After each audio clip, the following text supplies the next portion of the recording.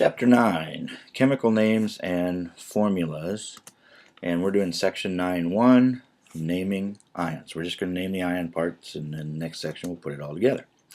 So here's our objectives. Identify the charges on monatomic ions, define polyatomic ions, and be able to write names and formulas of those, and identify the two most common endings of those polyatomic ions. Alright, so let's talk about monatomic ions. Monatomic, mono means one, so we're talking about ones which are a single atom that have either gained or lost electrons, usually lost their valence electrons. And so here's some examples. You'd have like Mg2 plus or F minus or Na plus or N3 minus. Those would be some common monatomic ions. So if we look at the periodic table, the ones that are going to be cations, we're going to have group 1A. Those are cations. They all have +1 charges. So things like lithium, sodium, potassium, those are all +1. They have one valence electron. They lose that. They become positively charged.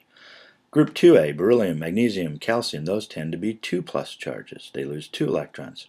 Into group 3, probably the main one that we're going to talk about is aluminum. So aluminum is 3+.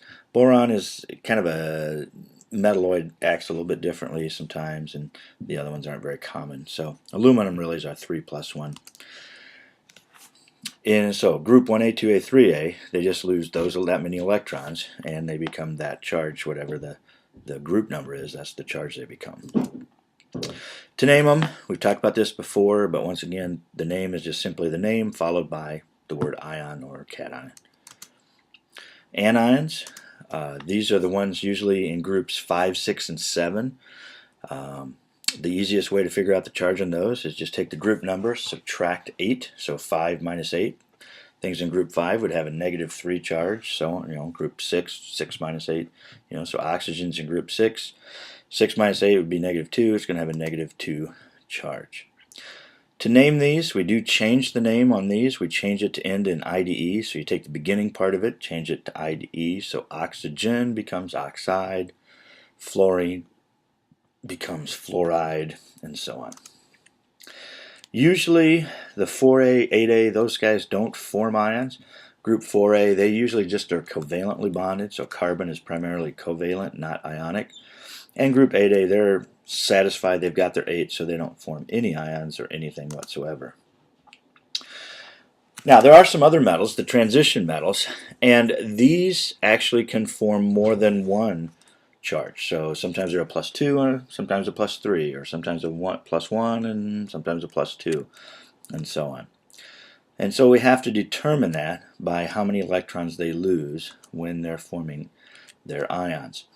We're going to use what they call the stock system. Stock system is where we put Roman numerals in parentheses to indicate what the charge is. I think it's a much easier system than the other one. So if something has a +2 charge, it's going to have a Roman numeral 2 in it to indicate that that's what the charge is on that thing. So for instance, we're talking about iron. Iron loses 2 electrons, becomes the Fe2+. Well, that's known as the iron 2 ion, or written as iron Roman numeral 2 in parentheses. Or the Fe3+ becomes the iron 3 ion, iron 3 in parentheses. There is the old classical naming system, and when they did that, what they did was take the name for iron, the Latin name, ferrum, and then the lower one of the two always gets the OUS ending, the higher one gets the IC ending. So you end up with the ferrous ion or the ferric ion. Now this is pretty common if you look at package labels and things, they're almost always written with this classical system. But this isn't the system that we're going to use. And other than that, you need to just kind of be aware of, oh, that means this, and maybe I have to go look it up, figure out what does ferrous mean or ferric mean. I'm not going to expect you to actually tell me what the charge is on those. And that would be true for other things. So like copper, there's cuprous and cupric. Cuprous meaning the smaller of the two, cupric meaning the bigger of the two. But it's not the 2 and the 3, it's a 1 and a 2. So this system gets a little confusing.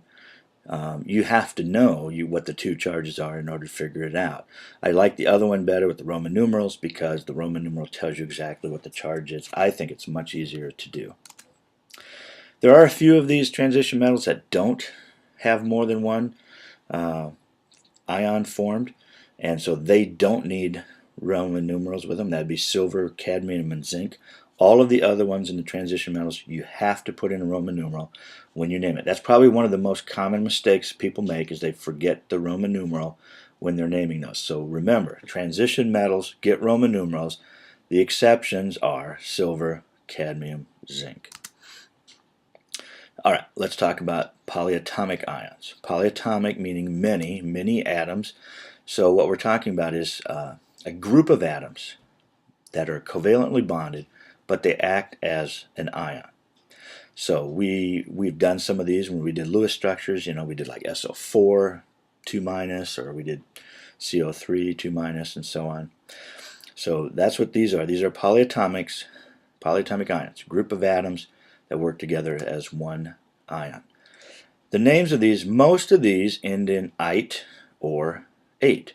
So if you look at the chart on the right, and this is not the chart out of our book, but a similar one, most of them end in "ite" or "ate." So you have phosphate, arsenate, carbonate, and so on. Now there are some exceptions. There are a few that end in "ide" and stuff, but the majority are "ites" and "ates." "Ite" meaning less oxygen, "ate" meaning they have a little bit more oxygen. But once again, it doesn't tell you exactly how many, it just tells you it has less than the other one. So you kind of have to know a little bit. But let's take a look, an example of what they're talking about. Look at the chart on the right, and you can see about in the middle in the 1- charge, you'll find nitrate. And nitrate is NO3-. So 8 means it has more. Nitrite is NO2-. So, you know, what we know is the ITE ending is going to have less oxygens than the ATE ending. So nitrite, NO2, nitrate, NO3. In this case, they both have a -1 charge. If for us, the chart that we will use is on page 257, so you may want to mark that in your book. On the test, I will provide that chart for you. So I don't expect you to memorize this. You don't even need to post it anywhere, but you'll be able to use that. But the important thing is you got to be able to find it, understand it, and use it. A few of these, if you notice, they have two words. So like if you go down to the bottom of the -2 charge, you see one that says hydrogen phosphate. So sometimes there's actually 3 elements in here. Most of these have 2. This one has a hydrogen, phosphorus, and oxygen.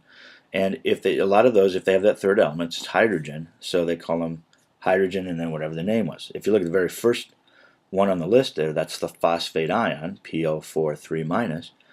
The hydrogen phosphate just simply adds an H to it. Now the H is positively charged, so what you see is that it becomes HPO4 2- versus the PO4 3-. The main thing I want you to get out of this part is when you see that, the name is hydrogen and then whatever the ion was before. So hydrogen phosphate or hydrogen sulfate or hydrogen carbonate. Those are very common polyatomic ions. So just take the name of hydrogen, add the rest of the name of the ion. If that's confusing, you look at page 258. There's a few more of those for you to look at that you can kind of see. But I think it's fairly straightforward, I think. All right, last thing, don't forget to bring in your 10 product labels. And we will use those sometime this week to try to figure out what you've got in some of those products that you got at home.